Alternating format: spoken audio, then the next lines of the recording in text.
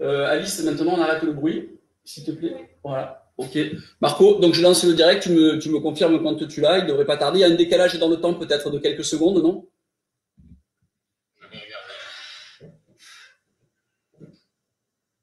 Il dure combien de temps ton truc, papa? 3/4 d'heure à peu près, une demi-heure, 3/4 d'heure. 15 minutes à compter la quiche.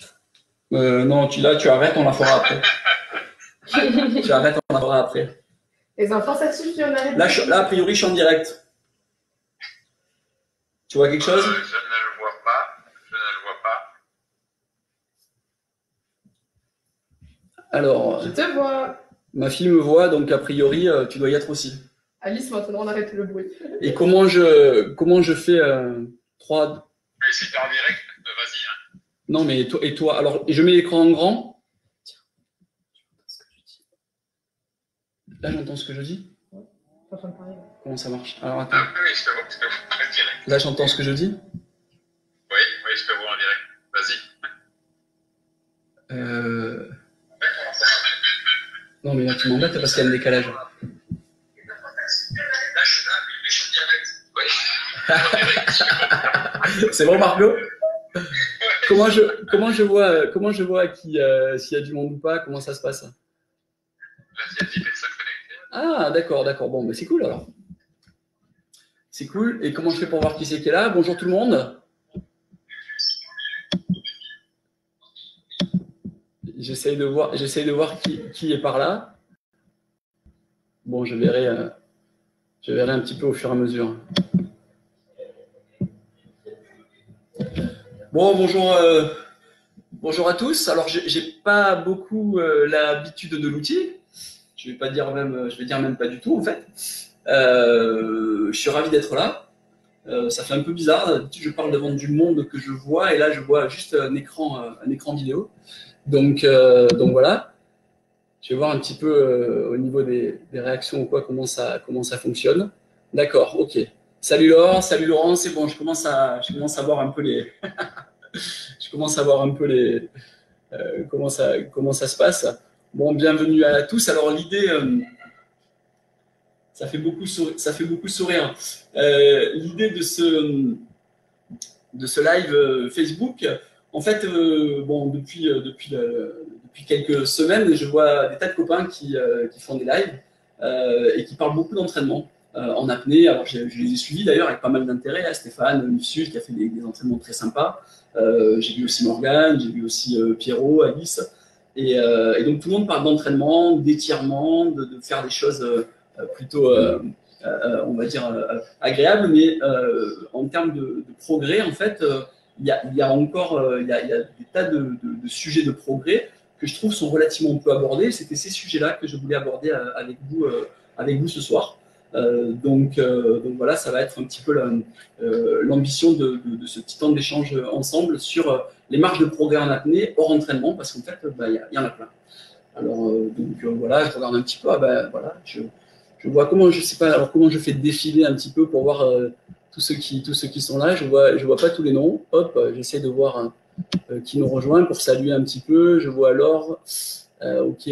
Ah tiens, Vanessa. Salut Vanessa. Salut Marco. Yves. Bonjour Yves. Françoise aussi. Bon. J'aurais bien aimé que ça défile au fur et à mesure et que Marco, tu me montres les questions au fur et à mesure s'il y en a. Alors, je vais peut-être commencer par me présenter. Donc, moi, je m'appelle Eric Jourdan.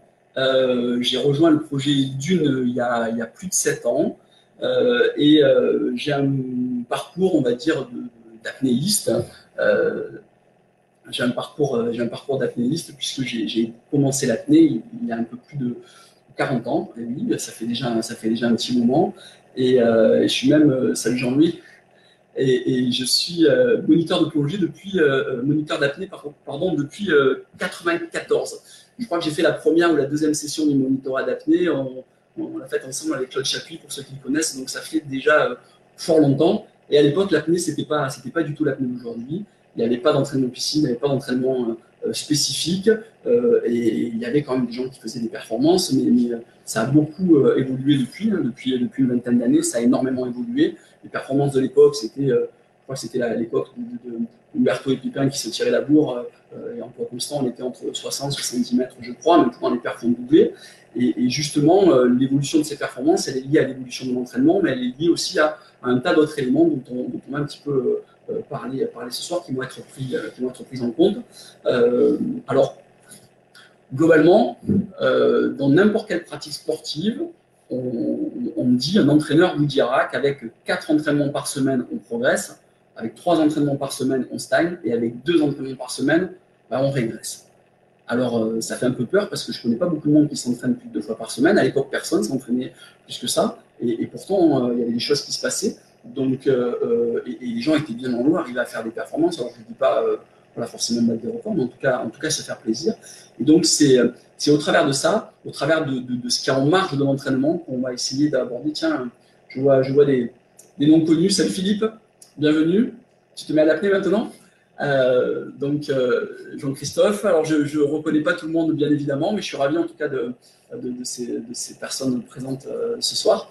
Alors on va démarrer un petit peu parce que c'est vrai qu'à cette époque, sans entraînement spécifique, il y avait des gens qui évoluaient dans 30, 40, jusqu'à 50 mètres, voire même un peu plus. Moi, j'avais participé à l'époque au championnat du monde en 96, en 98 avec des paires de l'ordre de 50 mètres et on ne s'entraînait pas spécifiquement du tout.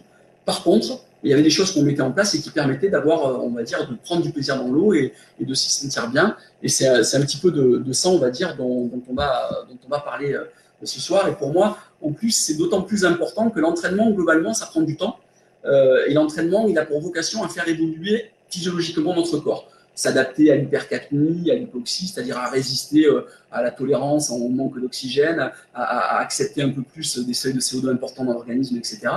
Et c'est à ça que sert l'entraînement, hein.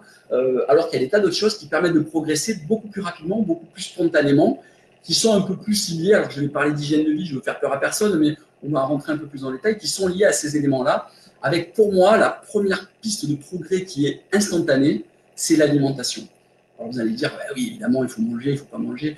Je vois encore des tas de gens qui vont faire de l'apnée, qui vont s'entraîner le soir en piscine, et qui avant d'aller s'entraîner mangent.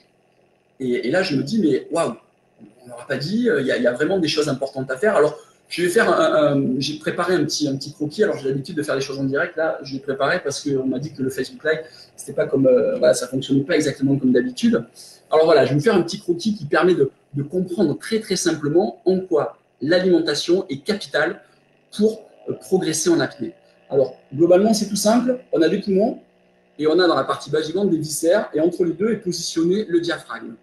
Le principe de la respiration, c'est, on va dire, d'inspirer. Donc, le diaphragme s'étend, s'étire vers le bas, et d'expirer, le diaphragme remonte. C'est tout simple, c'est vraiment très basique. Sauf que ce diaphragme, quand il prend de la place et que les poumons s'étendent et se remplissent d'air, ils vont venir prendre un volume dans le ventre qui est actuellement dans une respiration normale, hein, occupée par les viscères. Et lorsqu'on inspire profondément, on va venir comprimer ces viscères. C'est le principe de la respiration basique. Sauf qu'en apnée, on respire un peu plus fort. On respire un peu plus fort, en tout cas, on remplit un peu plus ses poumons. Et donc, automatiquement, on va venir compresser de façon un peu plus importante ces viscères. Ces viscères, c'est l'estomac, l'intestin, etc. Lorsque, dans notre intestin, on a mangé correctement la veille, le jour même d'un entraînement, bien évidemment, on va se sentir bien, on va se dire, tiens, aujourd'hui, je suis en forme, je ne suis pas engoncé, je ne suis pas comprimé, aujourd'hui, j'ai la pêche. Et en fonction de son alimentation, le jour même, voire la veille, on va se dire, aujourd'hui, waouh, compliqué, quoi. Je suis pas bien, j'arrive pas à prendre mon souffle, je suis barbouillé. Et tout ça, c'est pas lié à l'entraînement, c'est pas je suis plus en forme, je suis moins en forme, c'est exclusivement lié à ce qu'on va comprimer, aux viscères qu'on va comprimer.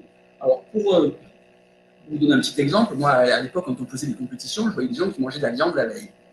Il faut savoir quand même que notre tube digestif, il est fait pour digérer les aliments, mais le temps de digestion, il va de quelques heures à plusieurs jours. Donc, chacun a une faune, une flore intestinale qui lui est propre et qui va évoluer en fonction de son alimentation. Mais le fait est qu'on doit être en capacité de se connaître, on doit être en capacité de favoriser une alimentation qui se digère vite en période où on va s'entraîner. Moi, je vous invite à revenir déjà la veille. Donc, ce n'est pas 48 heures tout à fait, mais c'est déjà manger correctement la veille de l'entraînement ou la veille d'une sortie en mer, même si ce n'est pas un entraînement, juste une sortie pour se faire plaisir, le jour même, de manière à avoir des viscères, on va dire, libérés, et à ce que lorsque vous inspirez complètement, vous allez comprimer, entre guillemets, des sacs vides, des viscères quasiment vides, et vous allez vous sentir avoir une sensation d'aisance et de confort qui est importante. Tout ce qui est cassoulet, viande rouge, charcuterie, enfin, tout ce qui se digère lentement, ça peut prendre plusieurs jours de digestion dans l'intestin. Et si vous avez mangé même 2-3 jours avant des choses qui sont très peu digestes, vous pouvez les ressentir lorsque vous sortez en mer. Donc ça, c'est pour moi une première piste de progrès qui est instantanée. Moi, je sais que pendant très longtemps, je le constatais en fait. Hein, aujourd'hui, je suis bien, aujourd'hui, je ne suis pas bien. J'ai commencé à remonter sur mes repas. Et en revenant sur 2 ou 3 repas, c'est-à-dire, comme je vous ai dit la veille, j'arrivais à me sentir bien dans l'eau et à avoir une aisance dans l'eau qui n'avait rien à voir en fonction de justement en prenant en compte cette alimentation ou pas. Salut Emmanuel. Donc, tiens, Julie Rouanet de Toulouse. Bonsoir Toulouse. Salut Steve. Donc ça, c'est vraiment quelque chose qui me paraît essentiel et important, juste de prendre en compte cet élément-là par rapport à ces entraînements. Alors, bien évidemment, tout ce qui est pâtes, il n'y a pas de souci, ça se digère très vite, c'est de l'ordre de quelques heures. Tout ce qui est fruits secs également. Mais surtout, évitez d'aller vous entraîner en ayant mangé juste avant. Alors, il y a aussi, après, il y a des habitudes individuelles. Il y en a qui supportent l'acidité. Moi, j'ai vu des copains qui prenaient un jus d'orange le matin avant d'aller s'entraîner, ça ne les perturbait pas. Moi, je sais que je ne supportais pas. Donc, après, il n'y a pas de vraies règles sur quoi manger ou quoi pas manger. Mais c'est en lien avec votre flore et votre faune intestinale, ce que vous supportez ou pas, et la durée de digestion des aliments dans votre organisme. Donc, soyez attentifs à ça. C'est vraiment, vraiment quelque chose d'important et c'est vraiment une piste de progrès. Moi, je veux dire, à l'époque, j'organisais des stages dans les années, fin des années 90, on faisait des stages et j'avais pris l'habitude alors bon, je sais qu'on n'a plus trop le droit, mais de prévoir le repas pour les stagiaires, juste parce que ça permettait effectivement de manger correctement, d'avoir ce qu'il faut. On était sur des barres de céréales, des fruits secs, des choses légères pendant l'activité. On décalait le repas un peu plus conséquent en milieu d'après-midi, après avoir eu une séance en mer dans la matinée qui s'étirait en début d'après-midi, de manière à ne pas être embêté par ça et à améliorer significativement le confort qu'on allait créer dans l'eau, simplement au travers de cette alimentation. Ça faisait même partie des recommandations. Merci Pascal m'a fait une bonne étude. Salut Yves, je ne connais pas. Mais en tout cas, merci Pascal pour en avoir parlé. Donc voilà, en tout cas, c'est important et c'est pour moi une des premières pistes de progrès qui est juste immédiate. Et vous verrez, hein, quand vous rentrez dans l'eau, prévoyez-le. La veille, vous dites hop, un petit peu d'attention sur l'alimentation et ça va le faire tout seul. Donc ça, c'était le premier point. J'ai commencé par celui-là parce qu'il est essentiel. Voilà, oui, bière et aliments liquides se digèrent très vite. Alors bon, la bière, chacun son truc. Moi, je sais que pendant très longtemps, je buvais une bière, je le sentais dans ma pratique. Alors c'était apnée avec une ambition de capture, parce que je faisais pas mal de chasse sous-marine aussi, pas que de l'apnée, je prenais une arbalète. Mais c'est vrai que je sentais, si je buvais de l'alcool, je pouvais le ressentir dans la pratique. Jusqu'à 2-3 jours après, j'avais des sensations différentes en termes de récupération, c'était différent. Alors, une deuxième piste de progrès, alors là, je vais enfoncer encore une porte ouverte, mais notre corps, c'est une machine qui fonctionne très très bien quand on y fait attention. Et notre machine, elle a besoin de repos. Et le repos du corps, c'est le sommeil. En tout cas, c'est une bonne partie, c'est le sommeil. Alors après, je connais des gens qui doivent dormir 10 heures, je connais qui dorment 5 heures, ça leur suffit. C'est pas ça le sujet. L'important, c'est de créer les conditions pour être bien, donc de créer les conditions de progresser, donc de rentrer dans l'eau et de créer du plaisir et de sentir qu'on est en progression. Reposez-vous correctement. Si je sors en boîte ou si je me couche à 2 heures du matin et que je sais que j'ai une séance d'apnée le lendemain, votre corps ne va pas être reposé. Il y en a qui réalisent des trucs là, je crois. Salut Vincent. Donc en tout cas, c'est un élément important. Alors moi, je ne vous dis pas il faut dormir 7 heures, il faut dormir 10 heures, il faut dormir 5 heures. Je m'en fous. Ça, après, chacun, en plus, je pense que ça évolue significativement en prenant de l'âge. Il y a des périodes où on récupère plus ou moins vite, etc. Mais en tout cas, essayez d'avoir votre nuit idéale avant une sortie apnée, avant une performance, avant quelque chose d'intensif. Si certains sont des compétiteurs, ça le fait aussi. C'est vraiment quelque chose d'important. Donc d'avoir à la fois une durée de sommeil importante et une plage horaire importante. Le sommeil qu'on a de 3 heures du matin à 10 heures du matin, ce n'est pas le même que celui qu'on va avoir de 10 heures à 4 heures du matin. Donc c'est vrai que la qualité, la durée du sommeil, la qualité du sommeil, c'est super important. Et j'imagine que tous ceux qui sont dans l'eau régulièrement réalisent que le jour où ils sortent, ils se disent aujourd'hui je ne suis pas en forme. si je regarde, qu'est-ce que j'ai fait la veille en termes de sommeil, qu'est-ce que j'ai mangé ce matin ou hier, vous avez déjà en termes de ressenti énormément d'éléments, et on n'est pas dans l'entraînement, on est vraiment dans comment on prépare sa sortie, comment on se prépare à générer du plaisir et de l'aisance dans le. Alors il y a un troisième élément qui est encore pareil, on va dire c'est une porte ouverte, mais j'entends beaucoup de bêtises dessus, c'est l'hydratation. Alors moi j'ai envie de vous poser la question, aujourd'hui, qui s'entraîne et qui prévoit une bouteille d'eau au bord du bassin, qui prévoit une bouteille d'eau sur sa planche s'il fait une sortie d'apnée? En réalité, je n'en connais pas beaucoup. Pourquoi? Parce que la sensation d'avoir soif, dans l'eau, elle est très peu présente, pour ne pas dire inexistante. En réalité, dans l'eau, on n'a pas soif. Il y a de l'eau autour de nous, c'est sûr, mais il y a une autre raison dont on va parler qui fait qu'on n'a pas soif. Et au contraire, on a même l'impression d'être en surplus d'eau, puisqu'on est sans arrêt.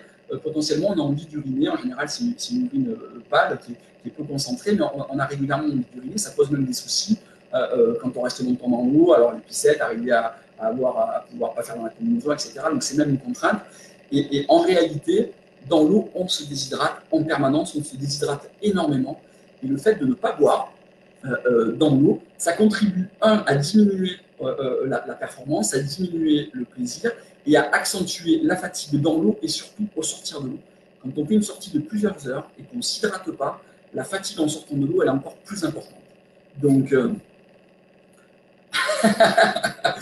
alors, bon, ça, je parlerai pas d'abstinence les 3 semaines. Bon, alors après, chacun a ses recettes. Moi, c'est pas une recette que j'applique, celle-là. Je suis désolé pour Laurent, l'eau de la mer, mais bon, voilà, pourquoi pas. Mais je reste sur des choses relativement simples à mettre en œuvre. Je ne vais pas parler d'abstinence pendant 3 semaines, sinon je vais mettre des gens à dos.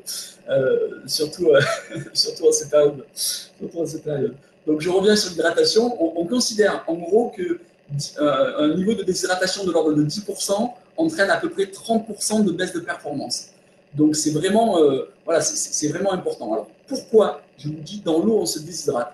Alors, moi, j'ai entendu, c'est parce qu'on a froid, alors on se réchauffe par le pipi. J'ai entendu, essentiellement, c'est lié à ça. J'ai entendu, on a beaucoup d'eau autour, alors ça donne envie de. Non. La raison, elle est très, je ne vais pas dire mécanique, elle est physique. En fait, lorsqu'on est sur Terre, on subit la gravité, donc on est en situation debout ou assis. La gravité fait que nos volumes de liquide sont répartis dans la partie inférieure du corps. C'est-à-dire que l'essentiel de nos volumes liquidiens sont au niveau des jambes, sont situés au niveau des jambes. D'ailleurs, les personnes qui ont des problèmes de circulation, des problèmes sanguins, les douleurs, elles se font essentiellement dans les jambes. Donc, quand on est en temps normal, on a un volume liquidien qui est réparti plutôt dans le bas du corps par rapport à la gravité, tout simplement, même si effectivement la pompe et le cœur fait circuler ça partout. Globalement, les volumes du corps, les volumes liquidiens sont dans les jambes. Et on a des capteurs thoraciques qui perçoivent le volume de liquide dans le corps et qui font qu'effectivement on a soif plus ou moins, on se sent déshydraté, etc. Ou pas. Lorsqu'on est dans l'eau, on a une apesanteur. Ça veut dire qu'instantanément, quand on rentre dans l'eau, on a une uniformisation des volumes liquidiens dans le corps. Il n'y a plus cette gravité. Et donc, le corps perçoit des volumes de liquide partout. Et donc, les capteurs qui sont plutôt liés au niveau de la partie haute du corps perçoivent ça comme un trop de volume liquidien. Donc, en fait, alors qu'en réalité, les volumes n'ont pas changé, ils sont juste répartis différemment, gravité, sans gravité lorsqu'on est dans l'eau, avec l'accent de gravité lorsqu'on est dans l'eau. L'analyse du corporel fait qu'il se dit, il y a trop de liquide, on va évacuer. Et donc, très rapidement, lorsqu'on rentre dans l'eau, lorsqu'on est en milieu aquatique, on a envie comme ça d'uriner rapidement. Alors, si on fait une plongée, si on est 30, 40, 50 minutes dans l'eau, c'est pas très grave. C'est pas très grave parce que globalement, on sort de l'eau, en général à bord du bateau, il y a du thé, etc. Donc on arrive rapidement à reconstituer les stocks. Si on fait une séance qui va durer 1 heure, 1 heure et demie, 2 heures, 3 heures, là effectivement, la déshydratation s'installe et le fait de boire pendant l'activité, même si on n'a pas soif, et j'insiste bien, il faut boire même si on n'a pas soif, c'est important, ça évite la déshydratation, ça évite la fatigue, ça maintient la qualité de la performance et ça maintient l'aisance et ça diminue significativement la fatigue au sortir de l'activité, au sortir de la pratique. Alors j'essaye de lire un petit peu les questions. Salut Jonathan L'Enfance, bonjour du Québec. Ok, je suis ravi que le Québec soit connecté avec nous. Là, Ouais, ben, à un moment donné, il faut choisir. Moi, je ne suis pas contre l'alcool du tout, j'en consomme également, mais par contre, j'éloigne la consommation d'alcool des moments où je vais m'entraîner parce que clairement, c'est un des facteurs qui diminue significativement la performance, les entraînements. Vous savez, moi, je veux dire, j'ai pas l'occasion de rentrer dans l'eau aussi souvent que j'aimerais. Hein, ouais, une petite bière, bon, pourquoi pas. Mais après, c'est très lié quand même au ressenti individuel. Moi, je veux dire, chacun a une sensibilité. Il y en a qui supportent plus ou moins bien la viande. Moi, je sais que j'ai arrêté pendant quasiment plus d'une douzaine d'années à manger de la viande parce que lors de mes sorties, j'avais remarqué que si je ne mangeais pas de viande les 2-3 jours avant, ben, j'étais mieux. Et puis, plus j'éloignais, alors que je parle de viande, essentiellement de viande rouge, hein, parce que je continue à manger du poisson, je mangeais encore du jambon. Mais effectivement, j'ai pas de règle. Christine, j'ai pas de règle sur le nombre de jours. Salut Mali. J'ai pas de règle sur le nombre de jours du tout. C'est à vous à le sentir. Mais globalement, moi, ce que je vous invite assez simplement, vous rentrez dans l'eau, vous allez faire de l'apnée et vous essayez de vous écouter, de dire est-ce qu'aujourd'hui je me sens bien? Est-ce qu'aujourd'hui je me sens bien? Est-ce que je me sens extrêmement bien? Est-ce que je me sens moyennement bien? Ou est-ce que je me sens pas bien du tout? Est-ce que je sens que je suis limité? Et par rapport à ces ressentis-là, vous remontez sur 24, 48 heures, 72 heures, ça commence à faire beaucoup, mais déjà sur votre journée et la veille, et puis éventuellement l'avant-veille. Et vous regardez comment vous avez dormi, dans quelles conditions vous avez réalisé votre sommeil, vous avez bien dormi, pas bien dormi, été perturbé ou pas, ce que vous avez mangé et ce que vous avez consommé. Et vous allez voir naturellement comme ça, vous allez mettre en place, bien sûr, vous allez vous dire, mais sans effort, parce que le but du jeu, c'est pas de se contraindre, c'est pas de se restreindre. On est quand même, on se fait plaisir et c'est normal. Mais vous allez voir qu'effectivement, il y a des choses, en évitant certaines choses et en favorisant d'autres, vous allez créer des conditions de rentrer dans l'eau et de vous faire un maximum de plaisir, d'être dans des conditions optimales, alors que avec 2-3 petites choses que vous allez pas faire, vous allez être moins bien, vous allez être pas bien du tout. Donc ça se règle, c'est très personnel. Moi, je sais que j'ai arrêté de manger de la viande pendant une douzaine d'années, parce que le plaisir que je prenais dans l'eau, où j'y étais quand même relativement souvent, était plus important que le plaisir que je pouvais avoir à manger de la viande. J'avais fait ce lien entre consommer de la viande rouge et l'apnée, donc j'ai arrêté complètement. Après, la vie sociale, et puis j'ai moins pratiqué, moins souvent. Après, j'ai recommencé à manger un petit peu de la viande. Aujourd'hui, je mange une bonne entrecôte et ça me fait encore plaisir. Mais je sais pas, je mange de la viande peut-être 2 fois par mois. Des choses comme ça, c'est très exceptionnel. En général, je me fais plaisir, c'est bonne. Mais je sais que dans la semaine qui vient, je ne vais pas me foutre à l'eau pour aller faire de l'apnée, clairement. Donc voilà. Donc c'est. Alors, Mali, des choses qu'on peut faire à la maison. Je ne comprends pas bien la question, mais alors, tu aurais des conseils pour débuter l'exercice de yoga qui peuvent servir pour l'apnée. On m'a parlé du pranayama, mais c'est fou. Mali. Alors, Mali, tu es peut-être loupé un tout petit peu le début, où j'ai pas forcément. Aujourd'hui, j'essaye d'aborder des sujets qui ne sont pas traités par d'autres. Ça ne veut pas dire que j'en parlerai pas ou qu'on ne fera pas une séance là-dessus, mais aujourd'hui, le focus dans la progression en apnée, c'est pas de parler de technique d'entraînement, c'est de parler de marges de progrès qui ne sont pas associées directement au fait de s'entraîner. Donc, quand je dis s'entraîner, ça veut dire les assouplissements, ça veut dire des exercices en piscine, ça veut dire de l'apnée à sec, ça veut dire ces éléments-là. Donc, c'est pas le sujet, du jour, même si je serais ravi de renouveler et puis de pouvoir en faire. Mais c'est vrai qu'il y a déjà pas mal de choses qui se font dessus. Donc, j'avais choisi un angle d'approche un petit peu sur des sujets dont on ne parlait pas. Jean-Claude Venturi, Saint-Raphaël Apnée. Salut Jean-Claude. Science et avenir, la déshydratation mineure, pour environ 2% de perte d'eau, ça s'accompagne d'une baisse de 20% des performances sportives complètement. Alors bon, je n'étais pas dans ces ordres de grandeur-là, mais voilà, je te remercie de ce genre d'informations. Une déshydratation mineure entraîne des effets importants et c'est vrai qu'on ne le prend pas forcément en compte. Et dans l'eau, le message surtout, c'est dans l'eau. Spontanément, on ne boit pas parce qu'on a envie de pisser, alors qu'en réalité, pour les mots, on a envie d'uriner, voilà. En tout cas, le fait de boire pendant la pratique, ça évite la fatigue et ça permet de maintenir la performance. Moi, je sais que j'ai actuellement relativement peu d'entraînement. Je ne suis pas dans l'eau assez souvent. En tout cas, bon, je ne vais pas vous dire pourquoi, mais même depuis quelques temps, pas forcément depuis les 2 derniers mois, ça fait quelques années que malheureusement, je trouve que je ne pratique pas assez. Et j'arrive à faire des sorties, quand je sors avec Eva, avec mon fils, on fait des sorties en mer, on arrive à passer 6, 7, 8 heures dans l'eau. Alice aussi, voilà, qui me fait des grands signes, ma fille qui est là, avec qui on fait des sorties aussi. Et on va dire, on dort, on mange correctement et on s'hydrate. Et ça permet de faire des sorties de 5-6 heures et de ne pas ressentir des effets importants de la fatigue. Voilà, donc ça, c'est vraiment quelque chose d'essentiel. Alors, je ne dis pas après qu'on doit faire des sorties aussi longues, c'est le contexte qui fait qu'on fait des sorties longues quand on part en vacances, on part toujours se faire plaisir dans l'eau, et donc c'est des overdoses de mer parce qu'on en a besoin, et donc voilà, et s'hydrater, c'est super important. Salut Hélène et Didier Crescenzo, savoir si nous sommes bien hydratés. Moi, dans l'eau, on ne le sait pas. Moi, sur une sortie, globalement, sur une sortie, je bois entre 1 litre et 1,5 litre sur une durée qui va être de 4 à 5 heures. Donc, ça veut dire que pour une sortie de 2 heures, c'est une bouteille, voilà. Pour moi, c'est de cet ordre-là. Et en tout cas, pareil, donc c'est, j'allais dire, quasiment une demi-litre à l'heure, une demi-bouteille, sur une bouteille de 3/4, une demi-bouteille à l'heure, ça me paraît être pas mal. Ce qui est important, ce qui est sûr, c'est qu'on ne ressent pas la soif. Donc, hydratez-vous sans avoir soif. On est dans l'eau.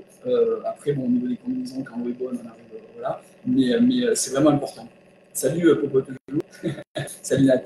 Donc voilà, mais en tout cas, l'hydratation, c'est vraiment un élément important. Alors, là, j'ai enfoncé les portes ouvertes. On a parlé d'alimentation, on a parlé d'hydratation, on a parlé de sommeil. C'est pour moi 3 éléments clés qui permettent un progrès instantané. Ce n'est pas lié à des évolutions physiologiques du corps, de la performance, etc. C'est vraiment instantané. Si vous faites ça, vous rentrez dans l'eau, vous allez être bien, vous allez vous sentir à l'aise et vous allez voir une nette évolution de ce que vous faites d'habitude. Ça, c'est clair. J'aimerais aborder maintenant un autre sujet, on va dire, qui n'est pas lié à ces 3 clés, mais qui pourtant sont intimement liés on va dire, à vos performances, à l'évolution de vos performances. Et je vais l'illustrer avec une notion qui est relativement simple. Et je vais me référer aux années où je pratiquais la compétition et où il y avait, on va dire, une connaissance qui était différente. Umberto, dans les années 80, 93, 95, je crois que le record du monde à l'époque était à 69 mètres. Et il me semble qu'il a dû battre en 98 ou 90, non, c'était peut-être même en 2000. Alors, je n'ai pas l'histoire complète en tête, là, je suis désolé, mais en tout cas, fin des années 90, début des années 2000, Umberto a mis une claque à son propre record du monde en poids constant. Il est passé à 80 mètres. Et il a dit dans les médias, tout le monde a dit c'est un scandale, il était à 75, pourquoi il a fait 80, c'est trop, il y avait un petit peu la course derrière, il y avait qui était à 75, 76, on va dire, qui touchait avec la limite et qui allait peut-être battre son record, et il a mis une claque de 5 mètres, et il a dit, ben voilà, j'ai fait mon maximum, et je pense que la limite du corps humain, c'est de l'ordre entre 80 et 85 mètres, je ne pense pas qu'on ira plus loin. Et Umberto qui dit ça, je veux dire, ça reste Umberto, c'est quand même la référence. Salut Camille, ça reste la référence. Et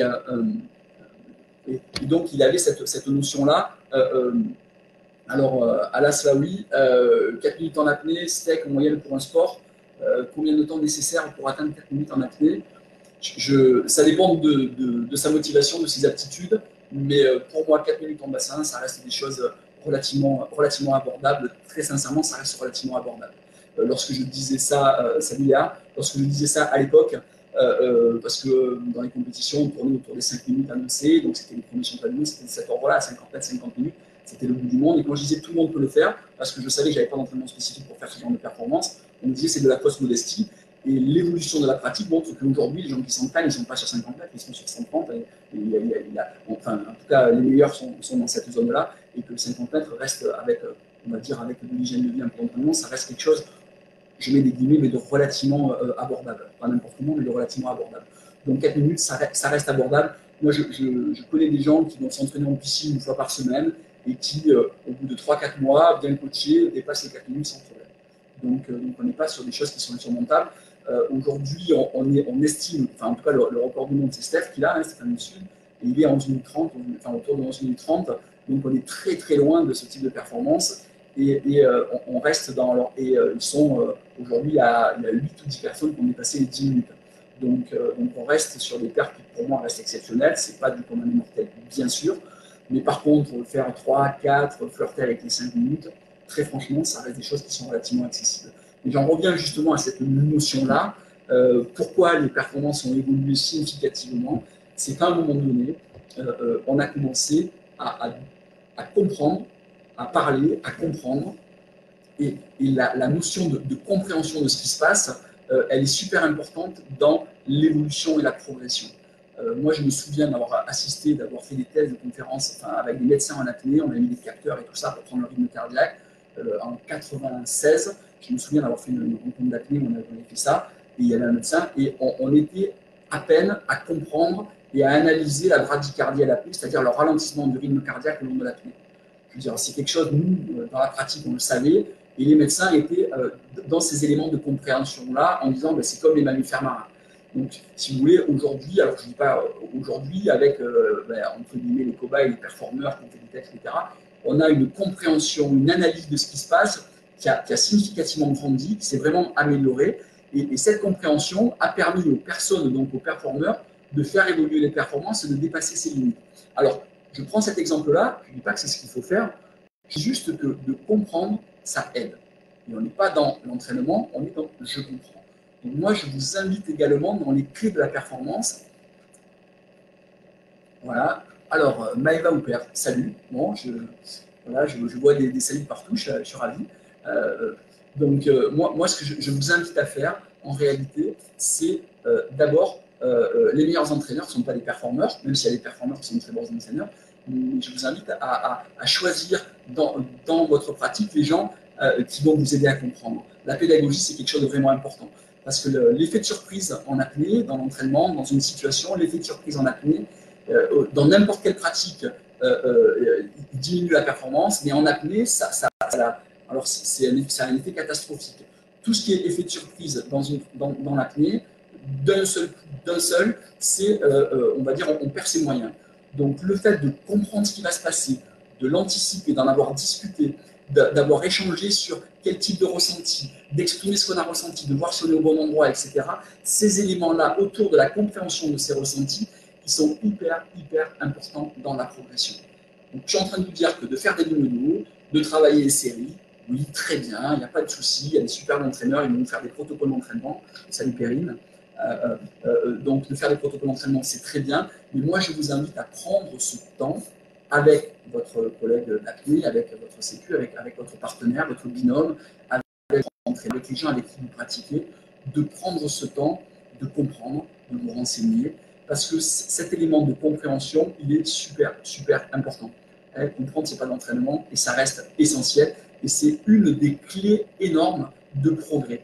À chaque fois que vous allez savoir ce que vous allez chercher, comment vous allez le trouver, si vous en êtes proche en termes de ressenti, que vous arrivez à l'exprimer et que vous arrivez à échanger avec ça sur votre binôme qui va le rechercher aussi, qui va le ressentir aussi, ou avec votre entraîneur, ça va contribuer de façon significative à votre progrès et bien plus que les adaptations physiologiques en réalité.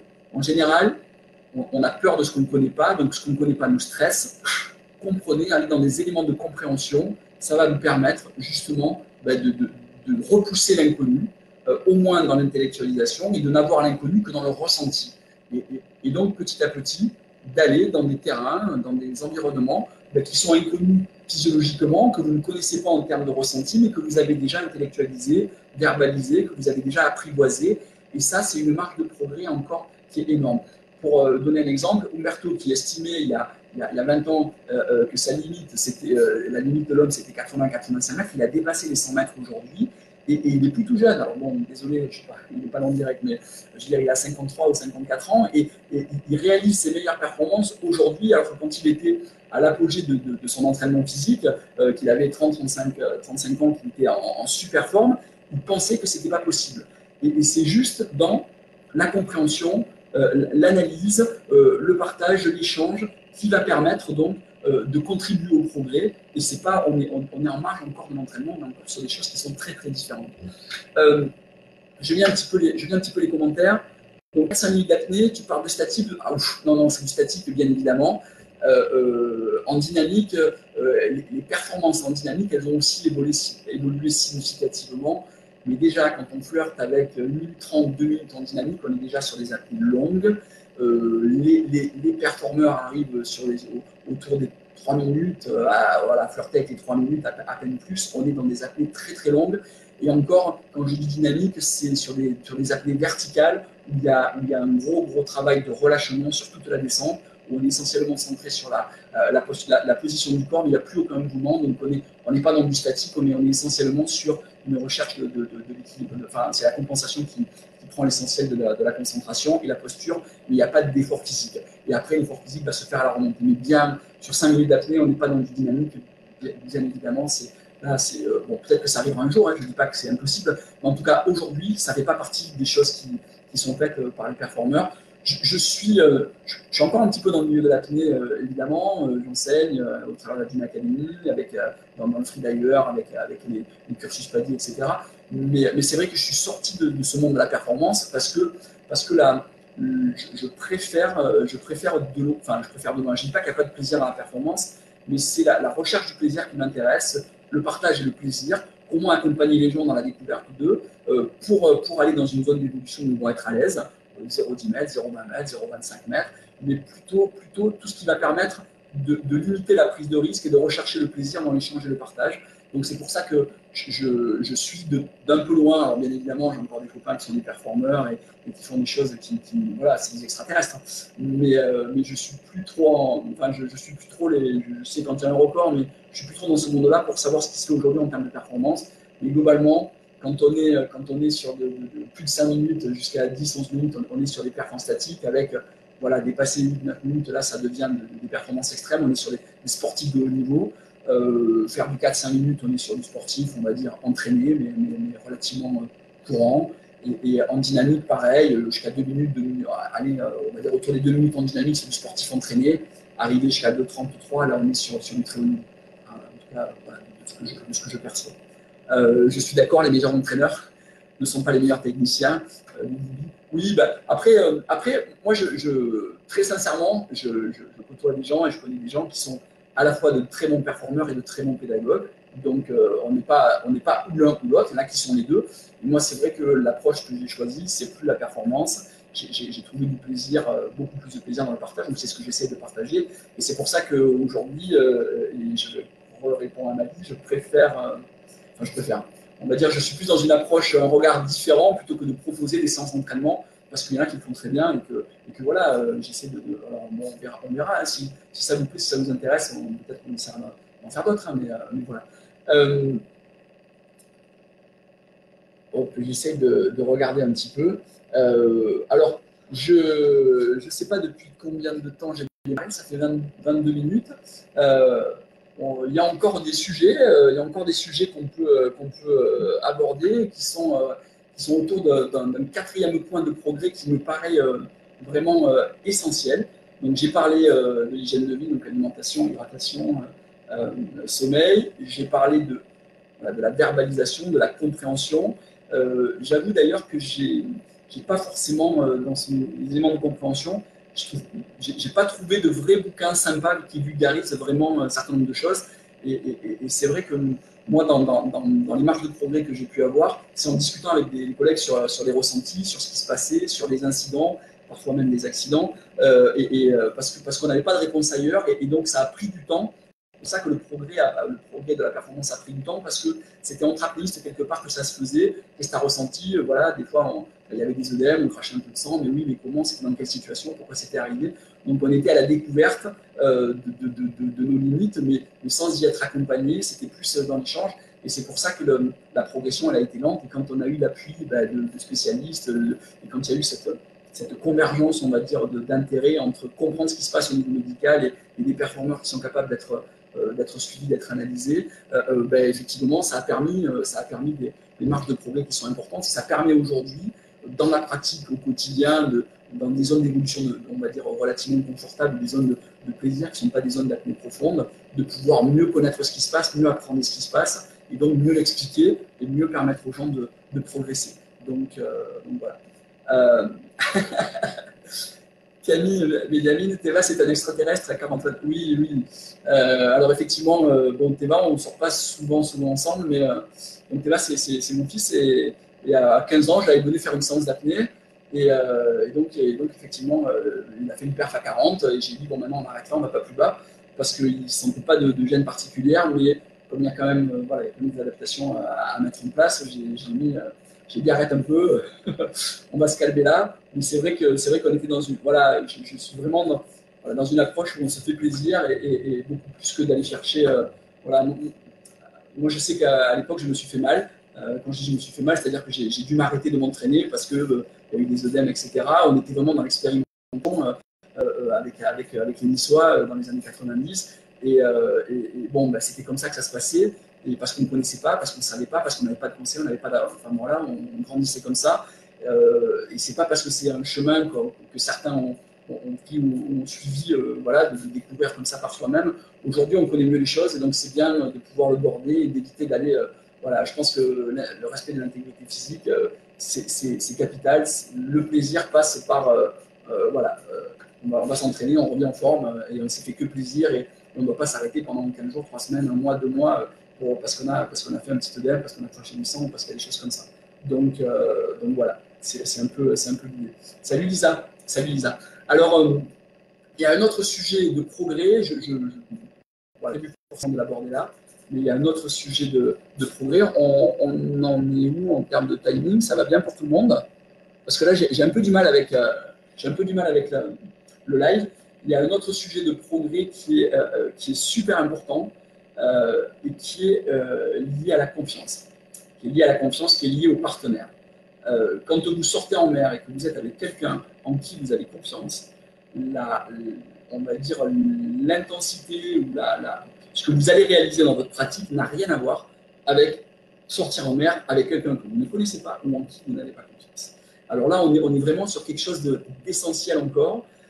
Ça a l'air de rien. Moi, je me souviens à l'époque, je veux dire, il y avait des gens où quand je sortais, c'était comme si j'étais tout seul. Et donc, évidemment, si j'estime que je suis tout seul, je ne vais pas me dépasser, je ne vais pas prendre des risques, je ne vais pas faire des efforts, je ne vais pas du tout dans cette approche-là, parce que je sais que je suis seul.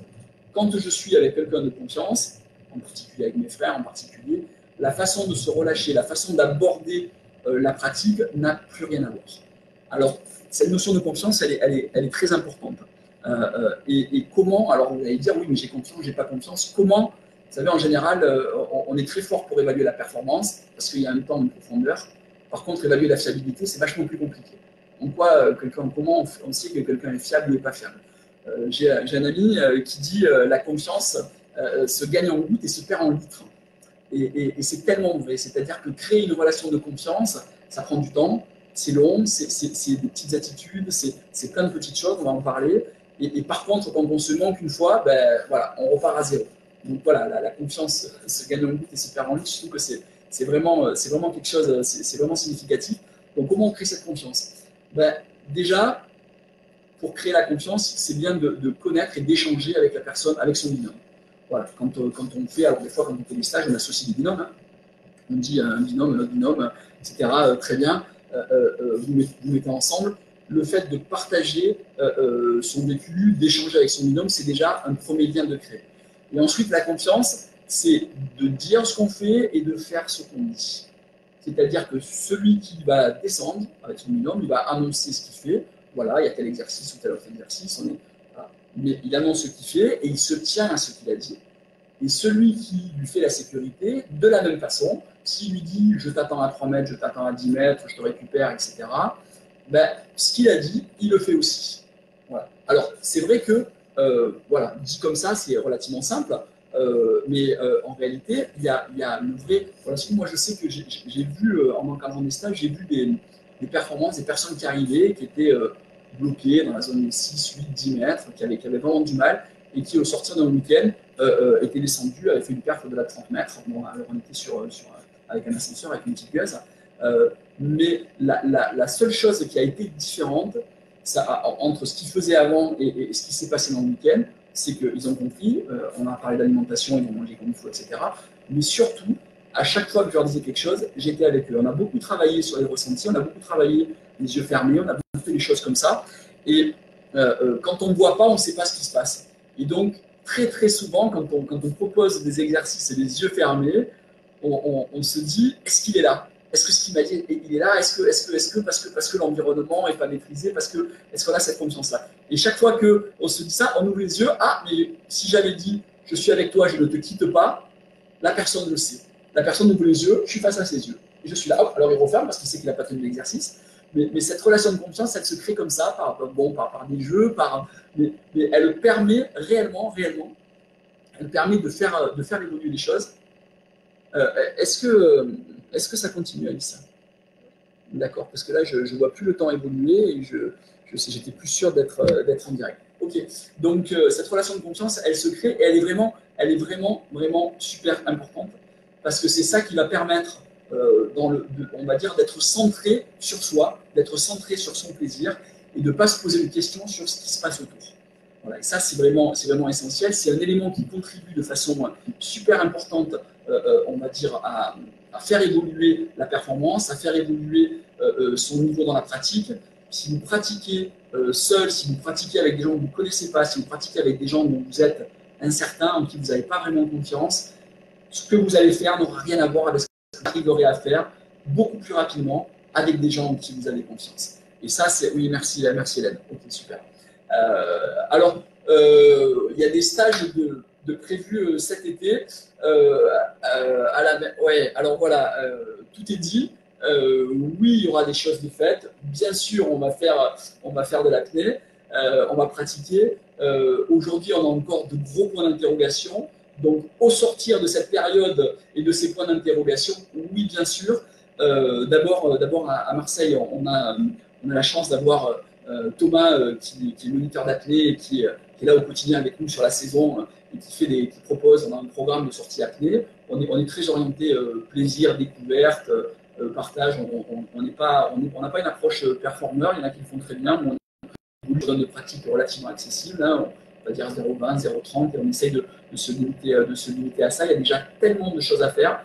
Donc il y a Thomas. Et oui, effectivement, on fait aussi des stages. Alors il y a des stages un peu plus poussés, c'est Morgane qui les anime. Au passage, Morgane, il fait partie des gens qui sont des performeurs, puisqu'il est encore champion du monde hein, en free. Et il est aussi très pédagogue, donc il fait partie de ces gens qui sont capables de partager sa passion, de partager son savoir, son expérience. Et il est très accessible.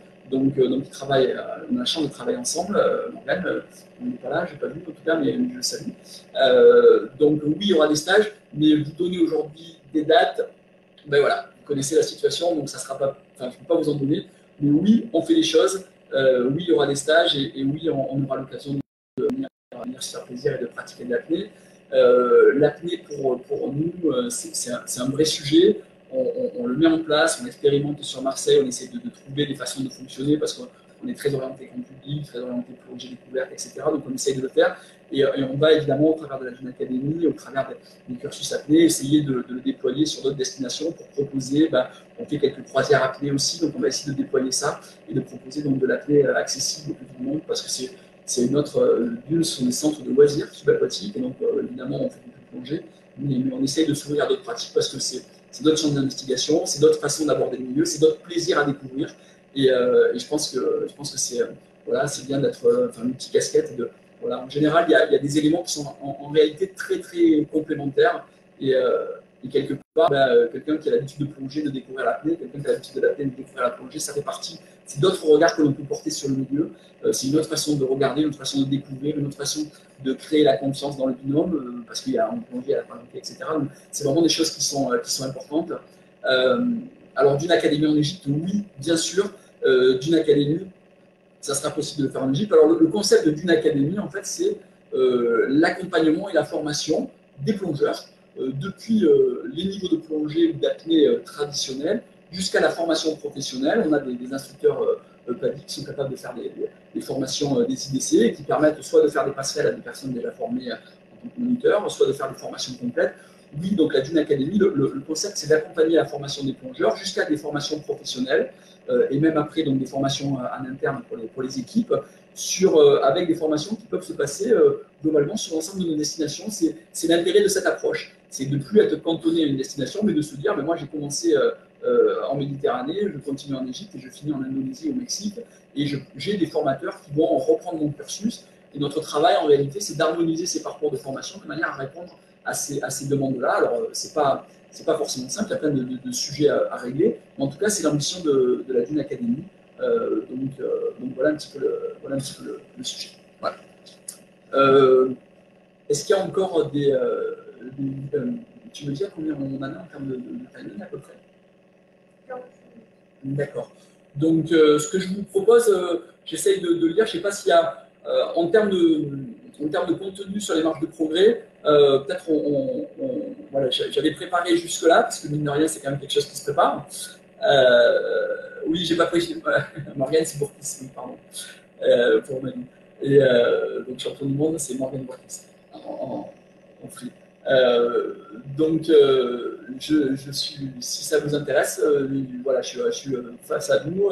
S'il y a des questions, je peux essayer d'y répondre. S'il y a des commentaires, des remarques encore, n'hésitez pas. Et puis, avant de clôturer, on va dire, ce live, et puis de reprendre cette programme, de réaborder ce sujet encore sous une autre facette, parce que c'est vrai que, voilà, alors, je n'ai pas dit, surtout pas que l'entraînement est inutile, bien évidemment, parce que l'entraînement, c'est on est dans l'eau, et quand on pratique l'apnée, le plaisir, c'est d'être dans l'eau. Mais l'idée, effectivement, l'approche dans le sujet que je vous ai proposé, c'est bien de trouver les clés qui vont permettre de prendre un maximum de plaisir et de rendre les moments de pratique encore plus efficaces, parce qu'on les a préparés correctement et parce qu'on a fait ce qu'il fallait avant, et donc de progresser beaucoup plus vite, beaucoup mieux, d'être dans le confort et dans le plaisir. Voilà, parce que c'est pas forcément des choses qu'on aborde souvent, et c'est pas des choses que j'ai pu trop aborder, donc c'est pour ça que je voulais aborder cet axe-là, parce que c'est vrai que c'est comme ça qu'on se préparait. Avant, c'était voilà, hygiène de vie, alimentation, etc. Et puis, bon, et puis après, on allait dans l'eau, on n'avait pas du tout d'entraînement spécifique, et pourtant, voilà, on était bien dans l'eau, on se faisait plaisir, on faisait des choses intéressantes. Donc voilà, donc s'il y a des questions, je vois qu'il y a encore une quarantaine de personnes qui sont connectées, n'hésitez pas, je suis à votre disposition. Je ne sais pas si Marco peut faire remonter les questions ou pas.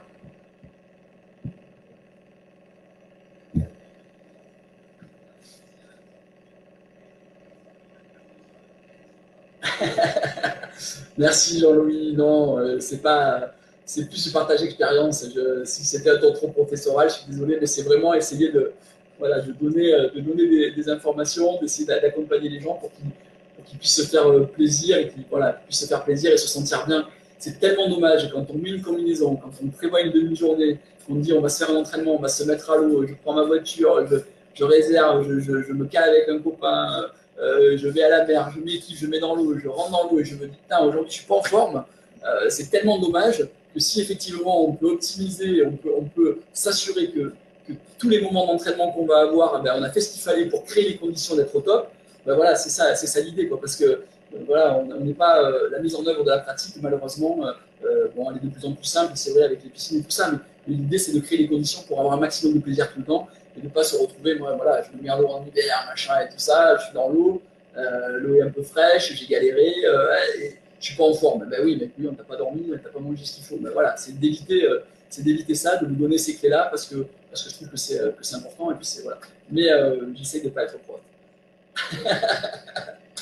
Bon, d'accord, Popote Jo. Lucie, bonsoir, on parle de confiance. Avez-vous des astuces miracles pour l'équilibrage des oreilles? Ah, alors pour l'équilibre des oreilles, c'est un vrai sujet. Il y a, globalement, il n'y a pas de solution miracle. Globalement, on est sur quelque chose qui est essentiellement mécanique. C'est-à-dire que le principe de la compensation, globalement, c'est qu'on a des volumes aériens dans les poumons et dans la sphère ORL. Donc, il y a des volumes aériens. Certains volumes aériens se compriment, c'est le cas des poumons un certain temps. Par contre, d'autres volumes sont des volumes osseux, je pense au sinus par exemple. Et donc, effectivement, lorsqu'on descend et que ces volumes se compriment, il va y avoir une pression qui s'exerce au niveau des tympans. Et cette pression qu'on va devoir équilibrer, compenser pour éviter, salut Bruno, pour éviter justement d'avoir cette gêne au niveau des oreilles. Je parle de gêne et pas de douleur parce qu'on ne peut pas attendre d'avoir la douleur. Quand on a mal, c'est trop tard. Donc, c'est bien compenser cette gêne au fur et à mesure de la descente. Donc, le principe mécanique, c'est de mobiliser de l'air au niveau des poumons pour l'envoyer dans la sphère ORL, en se bouchant le nez par exemple. Alors, il y a plusieurs techniques, mais globalement, c'est ça. Et qu'elles viennent, au travers des trompes de stage, venir équilibrer. Cette mécanique-là, elle peut être très aisée et spontanée pour certains. Elle peut être un peu plus compliquée pour d'autres. Certains ont besoin de se pincer le nez, d'autres n'en ont pas besoin. Certains compriment la langue. Donc, il y a des manœuvres spécifiques. Mais là, comme ça, présentement, je veux dire, ça mérite un sujet complet avec un certain nombre d'exercices, des autovents, des ballons de gauche, etc., qui vont permettre de travailler, de comprendre ce qui se passe. Mais là encore, j'ai envie de vous dire que régler ces problèmes de compensation, c'est aussi comprendre, intellectualiser et savoir ce qui se passe et ce qu'on va chercher.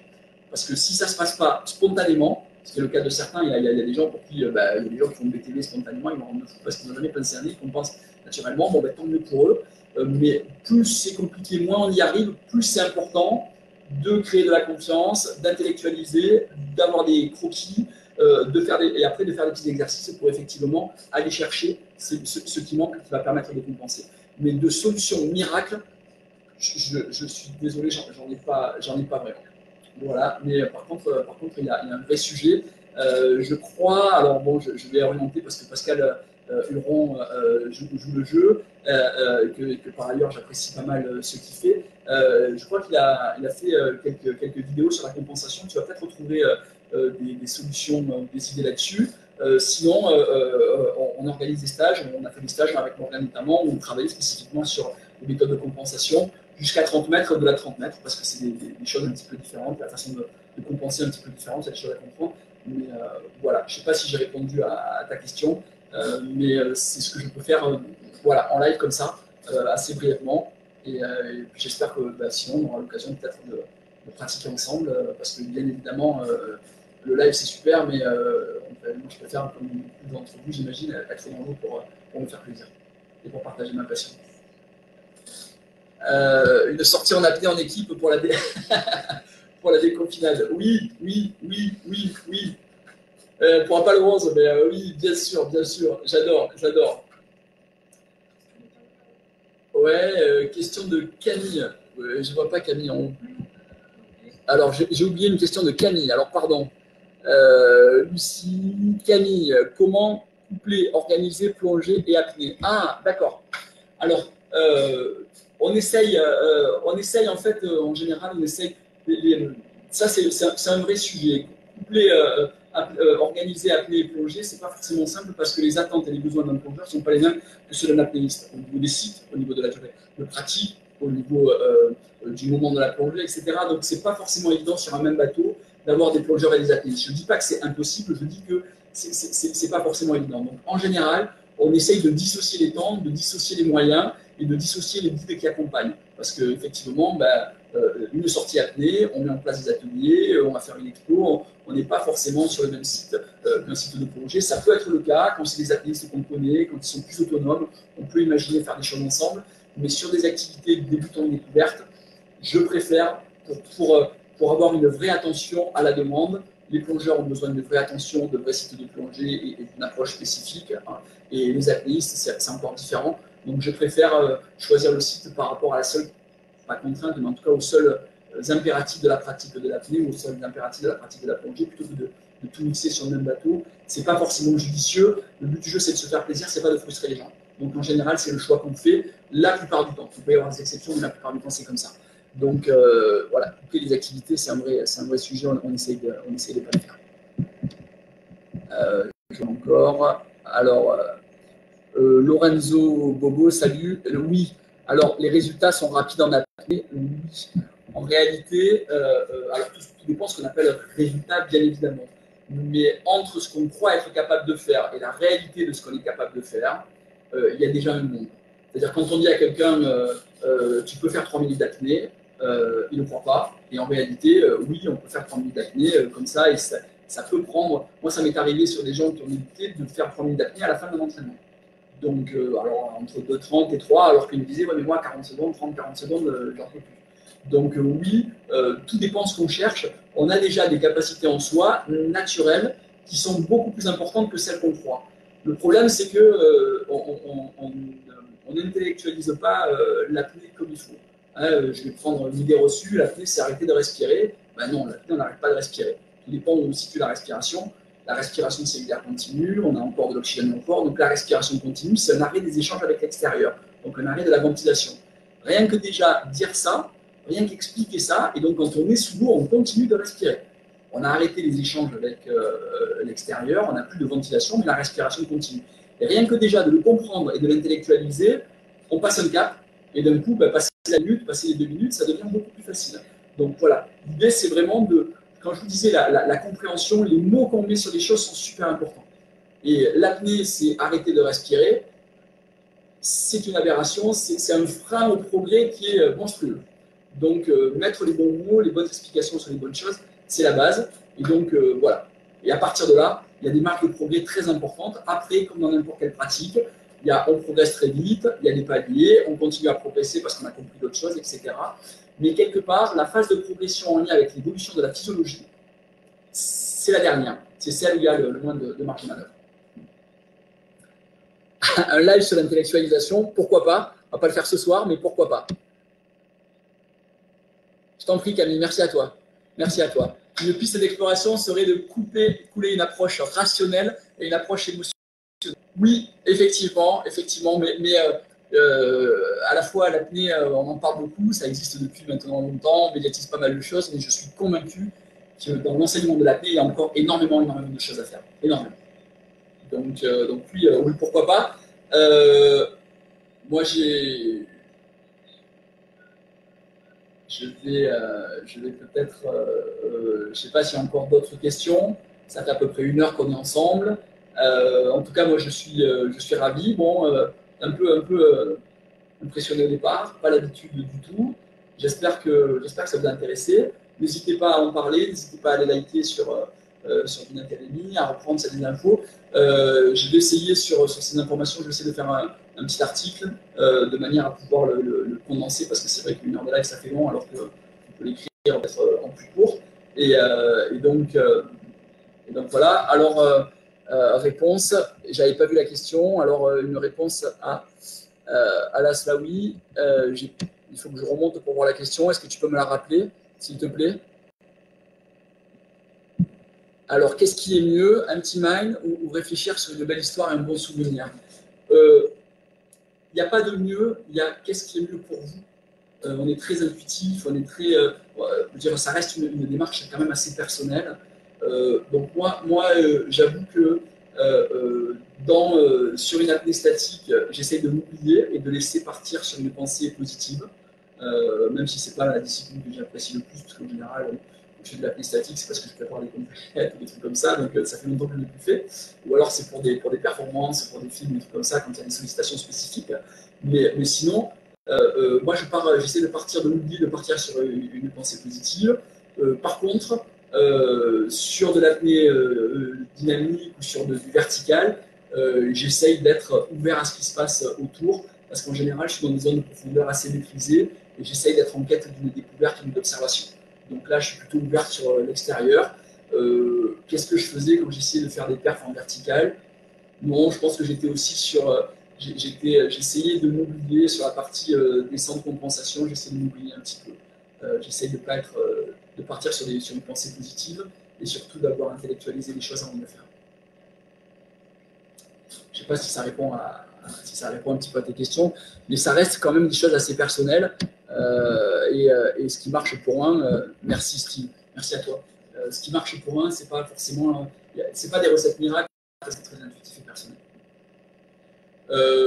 Écoutez, je vous remercie à tous. J'espère qu'on aura d'autres occasions. Je sais qu'il y a un live avec Steven Surina qui est programmé très bientôt. Ça va être super intéressant. Il va être interviewé pour parler justement des rencontres avec les requins. Je sais qu'il a un vécu assez impressionnant avec ça. Donc n'hésitez pas à aller voir la suite des lives. En tout cas, c'est avec grand plaisir qu'on partage ça ensemble. Et j'espère qu'on aura l'occasion de se retrouver le plus vite possible et surtout dans l'eau.